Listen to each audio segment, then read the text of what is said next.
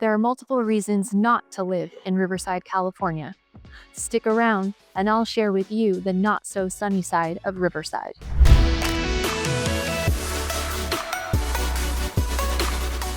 Before we cover the pros and cons of living in Riverside, I'm Jared Salas, and with my wife Brandy, we help families make the move to SoCal, and we make videos just like this one on all things about the Riverside. And we make videos just like this one on all things about the Southern California market. So to be the first to learn, subscribe below. And if you're thinking about moving to the area, give us a call. The first con about living in Riverside is that traffic can be bad at times, especially during morning and evening commuter hours. While it is true that traffic is an issue for Riverside, it is also true that there are some alternatives to eliminate or alleviate at least some of that traffic. Riverside, California is well served by MetroLink, Southern California's regional commuter rail system, offering residents a convenient way to travel to and from the city while avoiding the region's notorious traffic. MetroLink operates across 6 counties in Southern California, and Riverside is a key hub in this system, with 2 major stations. These stations connect Riverside to major destinations like Los Angeles, Orange County, San Bernardino, and beyond, making it an attractive option for commuters and those seeking affordable housing with access to urban centers. Riverside is served by one major toll road system, the 91 express lanes, which operate through parts of Riverside County and connects to Orange County.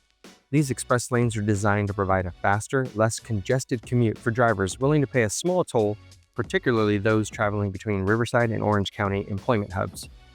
The top 10 employers in the city of Riverside employ around 70,000 workers, so opportunities abound to work right where you live and skip most of the commute. The second con to living in Riverside is that it can be really hot during the summer. Actually, it can get in the triple digits multiple times throughout the summer. On the flip side, while the summers can be really hot in Riverside, there are also ways to beat the heat or use it to your advantage.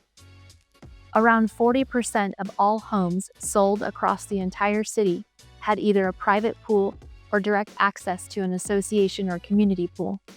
Folks in Riverside clearly love their pools and the escape from the heat they offer. And for everyone else without direct access to a pool, Riverside is only about an hour and 15 minutes to Orange County and San Diego beaches. Aside from the beaches, residents also have options like Lake Paris, a state recreation area in Moreno Valley, just the next city over. Quick science lesson on solar power. The intensity of sunlight directly affects how much electricity solar panels produce. Higher intensity, as in clear sunny days, means generating more electricity. Riverside, with over 270 sunny days annually, often reaches or exceeds the sunlight conditions needed to produce optimal solar production. Use what you got, right? The third con, some say, is that Riverside just doesn't have all the nightlife options of a bigger urban city like Los Angeles or San Diego. While it is true that the downtown Riverside footprint is a fraction of the size of the downtown areas of Los Angeles or San Diego, it is also true that downtown Riverside is every bit as vibrant with its street performers, nightclubs, restaurants, festivals, and its deep arts and culture scene. And when you just need to venture out, you're still in close proximity to many big cities. Riverside to Palm Springs is just 56 miles. Riverside to Los Angeles is 54 miles. And Riverside to San Diego is 98 miles. The fourth con is that Riverside's affordability attracts many buyers, and this can sometimes lead to competitive bidding wars. This is especially true for entry-level homes under $500K, which can be really frustrating for first-time homebuyers.